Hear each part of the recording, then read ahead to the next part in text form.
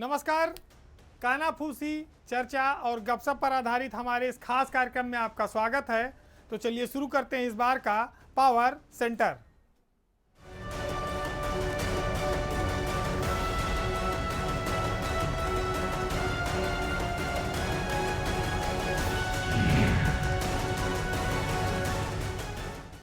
विकास दुबे एक ऐसा अपराधी था जिसने उत्तर प्रदेश को एक बार फिर से 90 के दशक की याद दिला दी, जब श्री प्रकाश शुक्ला सक्रिय हुआ करता था। विकास दुबे क्या श्री प्रकाश शुक्ला से भी ज़्यादा बड़ा अपराधी था, क्रिमिनल था। 8 पुलिस कर्मियों की उसने एक साथ हत्या कर दी। अकूत संपत्ति अर्जित कर रखी थी उसने। और चाहे श्री प्रकाश शुक्ला हो चाहे विकास दुबे, सब पुलिस के संरक्षण में पनपे। ये बात हर कोई जान रहा है। और श्री प्रकाश शुक्ला के लिए ही कल्याण सिंह जब मुख्यमंत्री थे तो उन्होंने एसटीएफ का गठन किया था और उसमें अजय राज शर्मा और राजेश पांडे, सत्येंद्र वीर सिंह, ये एसटीएफ के फाउंडर थे। और उन्होंने श्री प्रकाश शुक्ला जैसे दुर्दांत अपराधी को, जो मुख्यमंत्री को मारने की सुपारी ले चुका था, बताते हैं, उसको मार गिराया था।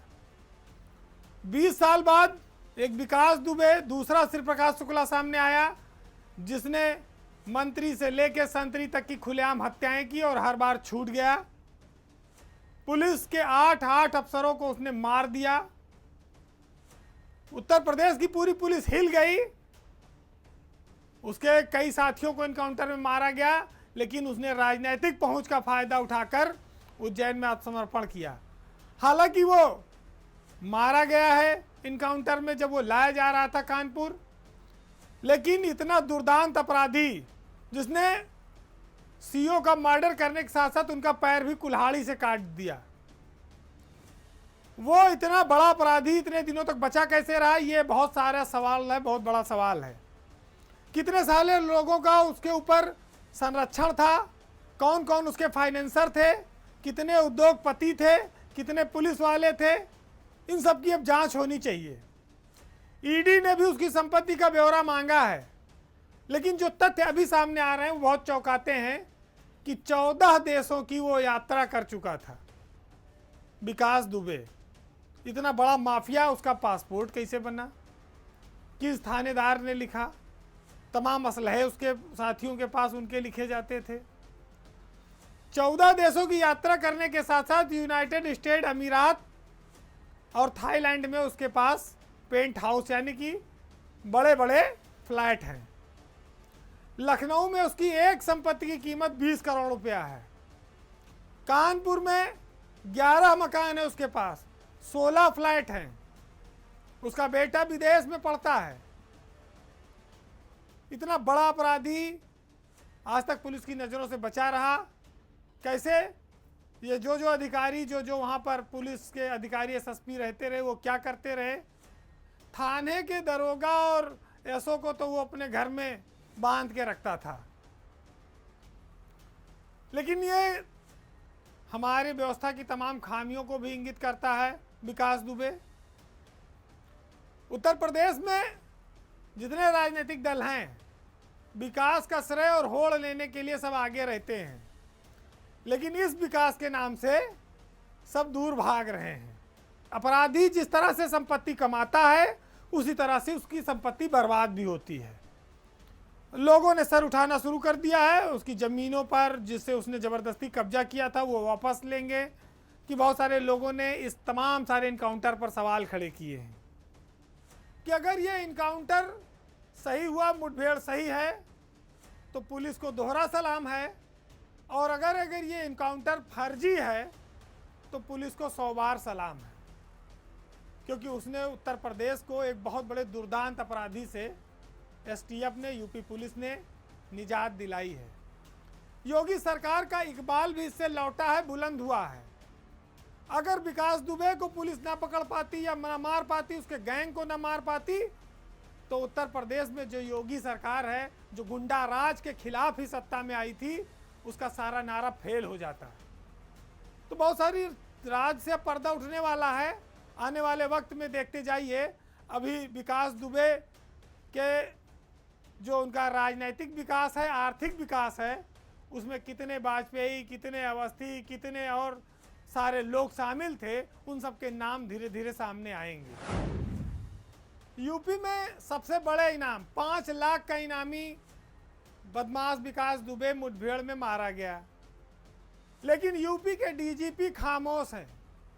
यूपी के डीजीपी कहाँ हैं, किससे बात करते हैं, मीडिया में क्यों नहीं आते हैं, कोई नहीं जानता है। 1985 बैच के आईपीएस अधिकारी हितेश चंद्र अवस्थी पिछले कहा जाए 5-6 महीने से यूपी के डीजीपी हैं, लेकिन डीजीपी का पद उत्तर प्रदेश में क्या डिफंक्ट घोषित हो गया है कि न तो जिसका कोई एक्शन दिख रहा है, न कोई रिएक्शन समझ में आ रहा है।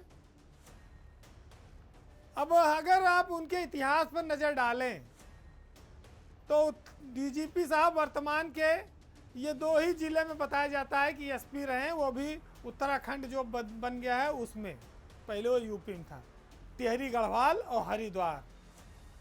आगरा और आजमगढ़ रेंज में डीआईजी रहे हैं, उसके बाद 12-14 साल उनका सीबीआई में गुजरा, फिर वो शासन में भी 2 बार विशेष सचिव भी रहे हैं, लेकिन कोई एक्टिव पुलिसिंग में उनका बहुत ज़्यादा हमेशा दखल नहीं रहा और ना ही वो बहुत आगे आकर किसी अपराधी को ढेर करने में या कोई श्रेय लेने में दिखे। यूपी के उत्तर प्रदेश की जो योगी सरकार है, इसके 3 साल के इस कार्यकाल में सबसे बड़ा घटनाक्रम हुआ, 8 पुलिसकर्मी मारे गए, लेकिन डीजीपी खामोश रहे।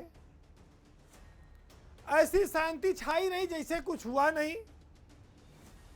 सब जगह एडीजी एलओ प्रशांत कुमार दिखाई पड़े। जो कहा जाए हनक और जो एक्शन उत्तर प्रदेश के देश के सबसे बड़े राज्य के डीजीपी की ओर से देखना चाहिए, वो शायद नहीं दिखा।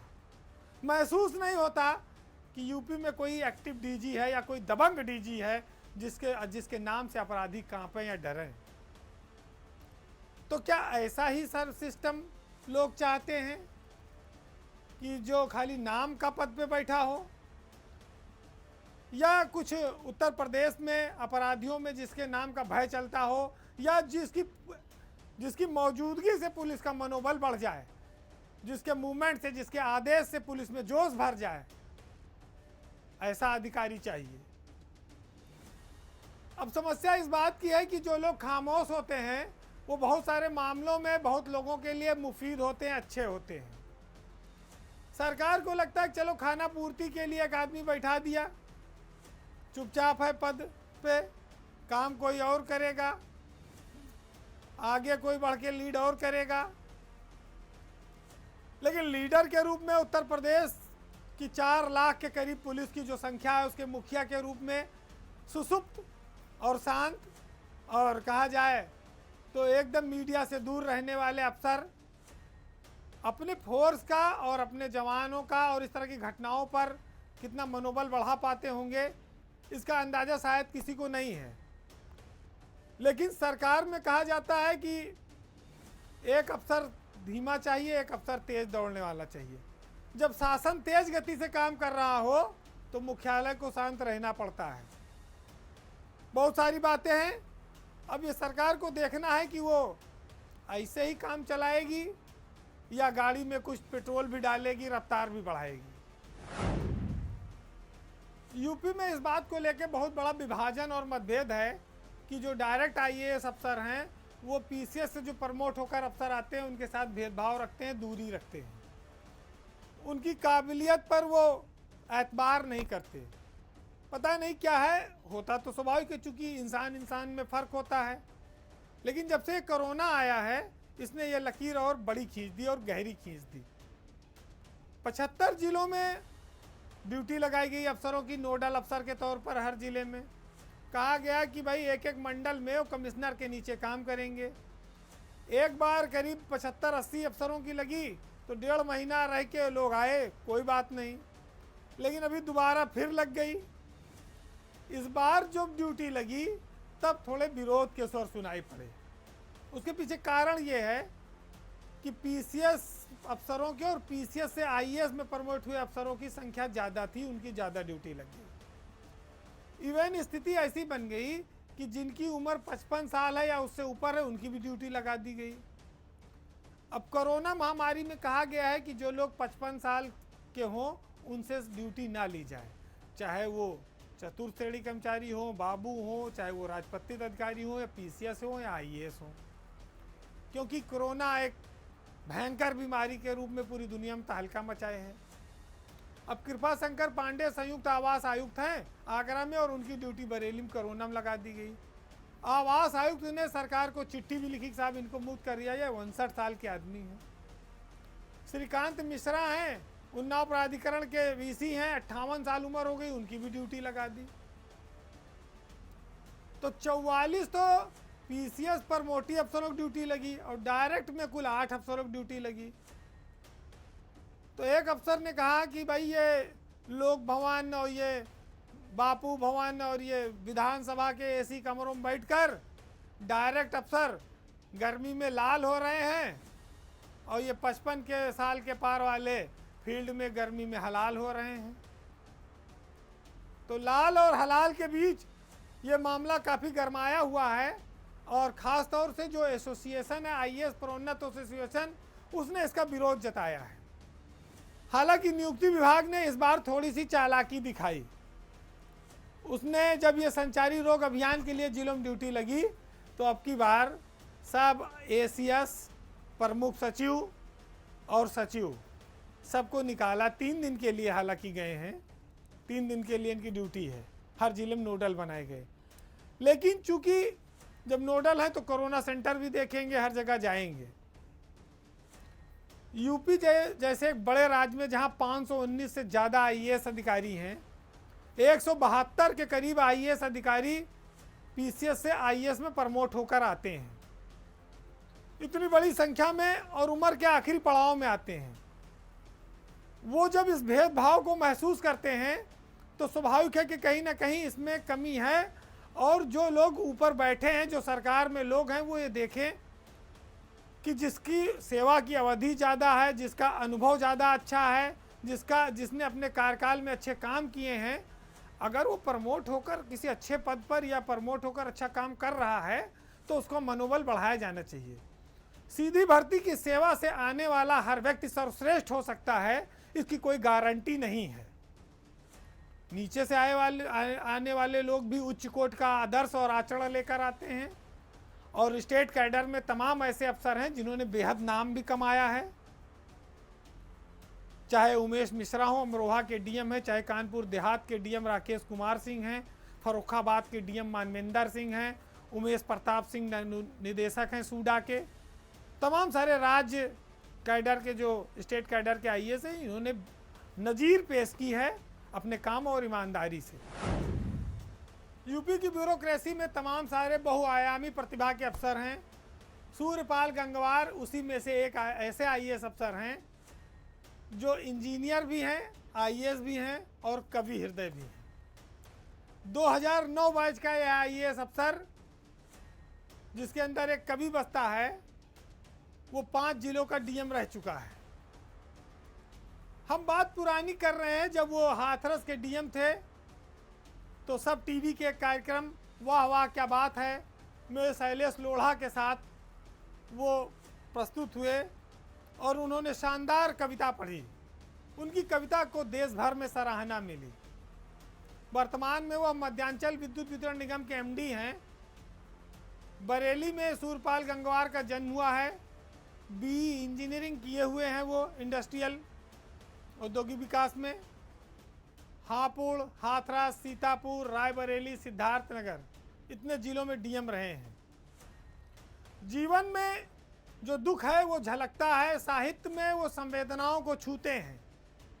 रायबरेली में तैनाती के दौरान पत्नी का साथ छूट गया था। जीवन में अकेलापन, एकांकीपन, लेकिन सरलता के साथ, संवेदनशीलता के साथ सूर्यपाल गंगवार यूपी की ब्यूरोक्रेसी के लिए एक नायाब हीरा है, जो नागरिक उड्डयन विभाग में रहते हुए उन्होंने जो काम किया। जेवर का एयरपोर्ट बहुत जल्दी सबके सामने आने वाला है, उसमें उनका भी वो थोड़ा बहुत योगदान है। बड़े अफसरों का ज़्यादा होता है, छोटे अफसरों का कम। जीवन में तमाम सारे कष्ट उठाकर भी मुस्कुराने वाला चेहरा वो बने हुए हैं।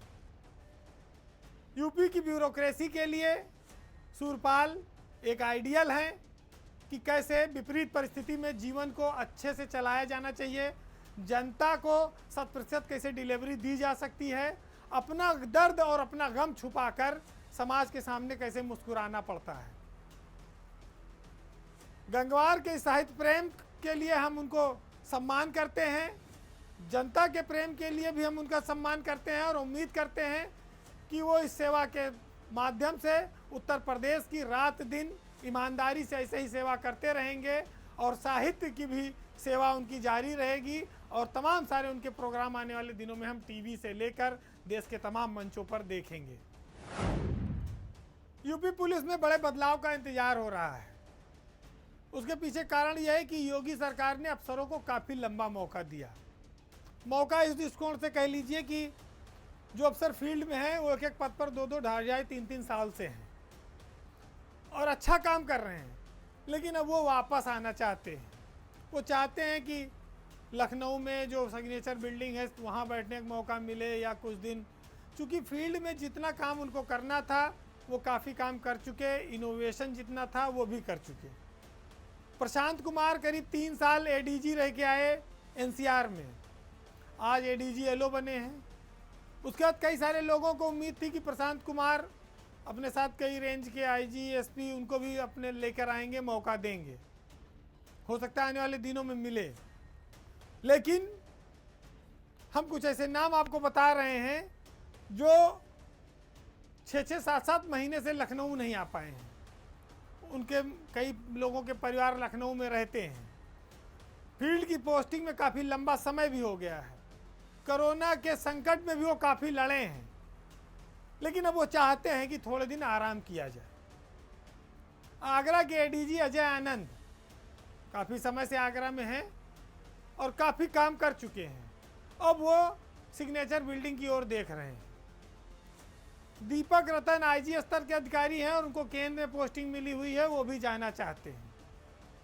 आईजी एलओ हैं ज्योति नारायण, उनकी भी प्रतिनियुक्ति की तैयारी है। चित्रकूट के डीआईजी दीपक कुमार इम्पैनल हो चुके हैं केंद्र में, प्रतिनियुक्ति के लिए कोशिश कर रहे हैं, कभी भी वो भी केंद्र की ओर कूच कर सकते हैं। यूपी में 2 ऐसे अधिकारी हैं जो यहाँ तो एसपी हैं, लेकिन अब जहाँ से आए हैं वहाँ डीआईजी हो चुके हैं। लखनऊ में डीसीपी हैं सरस्वती त्रिपाठी और इलाहाबाद में एसएसपी हैं अभिषेक दीक्षित। ये दोनों जो है डीआईजी बन चुके हैं, लेकिन यहाँ पर एसएसपी के पद पर हैं। जब ये अपने कैडर में लौटेंगे तो फिर अभी तो कॉलर बैंड लगा रहे हैं सब, लेकिन चूँकि यहाँ पर प्रमोशन का लाभ उनको मिलेगा नहीं, इसलिए उनको इंतज़ार है कि वो अपने कैडर में जब लौटें। अब हम इस इंतज़ार के बहाने ये देखें कि जो सिग्नेचर बिल्डिंग में, जो सीबीसीआईडी में, जो साइड पोस्टिंग में, जो भर्ती बोर्ड में अधिकारी बैठे हैं, उनमें से कौन अधिकारी रेंज में जाना चाहता है, कौन अच्छा अफसर है, कौन अधिकारी जोन में जाएगा, कौन कहाँ फिट हो सकता है। सरकार को इन सब चीज़ों पर भी ध्यान देना चाहिए, इस पर भी उनकी निगाह होनी चाहिए, क्योंकि कोई अफसर मन में ये ना समझे कि सरकार का ध्यान उसकी ओर नहीं है और इसकी वजह से उसके अंदर निराशा का भाव आए। पुलिस की सेवा तो वैसे भी मनोबल और उत्साह से होती है और इसके लिए हमेशा तत्पर रहते हैं अधिकारी। और जब पोस्टिंग बदलती रहेगी साल 2 साल 3 साल में, तो स्वाभाविक है कि ऊर्जा बनी रहेगी। नई ऊर्जा के साथ नई जगह पर नए लोगों से मिलना और नए तरीके से काम करना और पिछले सीखे गए अनुभवों को नई जगहों पर लागू करना, ये सारी चीज़ें देखने को मिलनी चाहिए। तो आने वाले दिनों में बदलाव का इंतज़ार करिए। हो सकता है कि सरकार आज पावर सेंटर के बहाने इन अफसरों की ये बात सुने और आने वाले दिनों में कुछ नए परिवर्तन देखने को मिले। यूपी के आवास विभाग में प्रमोशन को लेकर हंगामा मचा हुआ है। देखिए, आवास विभाग यूपी का बहुत मलाईदार विभाग है, क्योंकि सारे विकास प्राधिकरण इसमें आते हैं। और विकास प्राधिकरणों में जानते ही आप, नक्शा पास कराने से लेके अवैध निर्माण से लेके सब तरफ माल है, माल माला माल हैं लोग। अब बवाल इसलिए मचा है कि यहाँ पर चीफ इंजीनियर के 4 पदों का प्रमोशन होना है, जिसमें लखनऊ से 2 अफसर दावेदार हैं, एक कानपुर से हैं और एक बरेली से। अब सबसे बड़ी बात यह है कि ये प्रमोशन को लेके बवाल क्यों है। कोई भी अफसर 20 साल की सेवा पूरी करने के बाद ही चीफ इंजीनियर बन सकता है। चीफ इंजीनियर के 4 पदों का डीपीसी होनी है, लेकिन कई अफसर ऐसे हैं जो एक्सियन तो हैं लेकिन एसी नहीं बन पाए और बिना एसी बने सीधे चीफ बनना चाहते हैं। सरकार की मजबूरी है। प्रमुख सचिव साहब ये कहते हैं, दीपक कुमार, कि भाई ये सब अड़ंगेबाजी में विभाग को चीफ इंजीनियर नहीं मिल रहे हैं, ये कैसे बनाया जाए, विभाग कैसे चलाए जाएं। उनकी भी अपनी एक मजबूरी है। लेकिन जो विरोध करने वाले हैं वो ये कहते हैं कि सेवा अनुभव का शिथिलीकरण नहीं होना चाहिए। इससे पहले एक बार कोशिश हुई थी कि 8 साल के बजाय 5 साल कर दिया जाए चीफ इंजीनियर बनने के लिए, जो एक्सियन का जो अनुभव है। उसको मुख्यमंत्री ने उस फाइल को लौटा दिया, खारिज कर दिया था। अब फिर नए सिरे से टोटल सर्विस को 20 साल का दिखाकर चीफ इंजीनियर पद पर प्रमोशन की तैयारी चल रही है। लखनऊ से इसमें चक्रेश जैन, आरपी पांडे, इनका नाम आ रहा है। एक कानपुर से हैं। सबसे बड़ी बात यह है कि आवास विभाग वैसे भी गुलाबी गैंग और गुलाबी हवा के लिए मशहूर है, और तथ्यों को तोड़ मरोड़ कर प्रस्ताव बनवा देना इंजीनियर के लिए कौन बड़ी बात है। अब ये सरकार देखे और मुख्यमंत्री के स्तर पर देखा जाना चाहिए कि कोई अधिकारी एक्सियन से क्या सीधे चीफ इंजीनियर बना दिया जाए, जिसने एसी ना रहा हो, बीच की डंडी गायब कर दी जाए। और जो चीफ इंजीनियर बनता है वो तो आप सबको पता है कि एलडीए का चीफ इंजीनियर, कानपुर का चीफ इंजीनियर प्राधिकरण का कितना महत्वपूर्ण पद है, करोड़ों अरबों की योजनाएं हैं, और चीफ साहब का सब पूरा मामला सट रहता है। तो इस मलाई को लेकर हंगामा और रार मची हुई है। अब ये देखना है कि ये जुगाड़ू इंजीनियर कामयाब होते हैं या सरकार पहले जो रिजेक्ट कर चुकी है वो अपने इरादों पर कायम रहती है, क्योंकि सेवा अनुभव में शिथिलीकरण का अधिकार मुख्यमंत्री को है, लेकिन विपरीत और अपरिहार्य परिस्थिति में होना चाहिए। सुविधा के लिए नियम कानून बदला जाना, सुविधा शुल्क से नियम कानून बदला जाना, ये थोड़ा सा अटपटा है और एक गलत परंपरा पड़ सकती है। सही क्या है, गलत क्या है, हम उम्मीद करें कि सरकार सब सोच विचार कर ही काम करेगी, कोई निर्णय लेगी। पीसीएस से राज्य की सेवा में आने वाले हर अफसर का एक सपना होता है कि वो आईएएस अफसर बने, लेकिन ब्यूरोक्रेसी में एक अभूतपूर्व घटनाक्रम सामने आया है। घटनाक्रम यह है कि पीसीएस से आईएएस तो बन गए, लेकिन वो पद उन्होंने ठुकरा दिया। मामला डॉक्टर राकेश वर्मा का है, जो 2013 बैच के आईएएस अफसर हैं इस समय, लेकिन उन्होंने अपने पद से इस्तीफा दे दिया। ये लॉकडाउन से पहले का किस्सा है। भारत सरकार ने उनका इस्तीफा स्वीकार नहीं किया, लेकिन इतना ज़रूर है कि उनको आईएएस से वापस पीसीएस में भेज दिया है। डीओपीटी ने इसको लेकर पत्र जारी कर दिया है। डॉक्टर राकेश वर्मा पीसीएस में वापस लौट आए हैं, उनसे आईएएस हटा दिया गया है। वो आईएएस नहीं बनना चाहते, ये अपने आप में बड़ा विचित्र है, और यूपी के ब्यूरोक्रेसी के इतिहास में शायद ये दूसरा मामला होगा। इससे पहले हरिशंकर पांडे ने आईएएस बनना ठुकरा दिया था, लेकिन राकेश वर्मा आईएएस बन चुके थे और बाद में उन्होंने इस्तीफा दिया, और भारत सरकार ने उनका इस्तीफा मंजूर नहीं किया। ये कहा कि आप अपने स्टेट कैडर में वापस चले जाइए। स्टेट कैडर में वापस जाकर ज्वाइन करने के बाद आप वहाँ पीसीएस से इस्तीफा देकर नौकरी से अलग हो सकते हैं। राकेश वर्मा ऐसा क्यों कर रहे हैं? ये वो उन्होंने नहीं बताया, उनसे कई बार कोशिश की गई जानने की।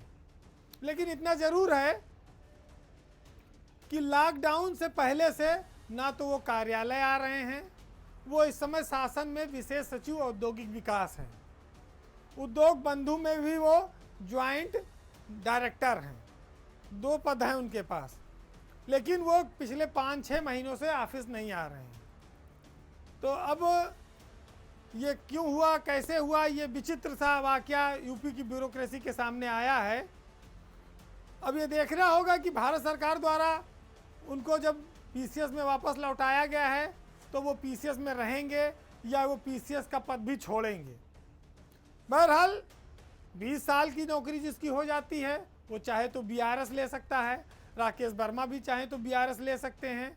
हो सकता है वो बीआरएस के लिए आने वाले दिनों में आवेदन भी करें, हो सकता है कि निजी कारणों से वो ऐसा कर रहे हों, जो भी बात हो, लेकिन वो खुलकर सामने नहीं आई है। इतनी चार्मिंग सेवा, इतनी कहा जाए चमकती हुई सेवा, इतना सुविधाएं, इतना नाम सम्मान, उसके बावजूद लोग अगर इन सब पदों को छोड़ रहे हैं, ठुकरा रहे हैं, तो निश्चित ही कोई विशेष कारण होगा, बड़ी इच्छा शक्ति होगी। क्या वो प्राइवेट सेक्टर में जाना चाहते हैं, या वो फिर कोई और व्यवसाय करना चाहते हैं, या सरकारी सेवा से उनका मन भर गया है, ये सारी चीज़ें राकेश जी ही बताएंगे। लेकिन उत्तर प्रदेश में एक आईएएस अफसर को फिर से भारत सरकार ने पीसीएस में भेज दिया है, और राकेश वर्मा पीसीएस की भी नौकरी संभवतः नहीं करना चाहते, शायद वो इस्तीफा देकर कुछ और करना चाहते हैं। बहरहाल इस बार के पावर सेंटर में इतना ही। अगले सप्ताह आपसे फिर मुलाकात होगी, तब तक के लिए नमस्कार।